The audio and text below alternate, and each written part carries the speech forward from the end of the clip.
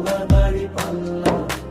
নতুন বাংলাদেশে নতুন আবেশে শান্তি সুখে ফিরে আসুক দিন। বিশ্বাসী এমন দেশপ্রেমিক একজন শাসক দাও হে রব্বুল আলামিন। সমাজের সব মিথ্যাচার দুর্নীতি আর অত্যাচার দূর কর রব, দেশ করো রক্ষায়।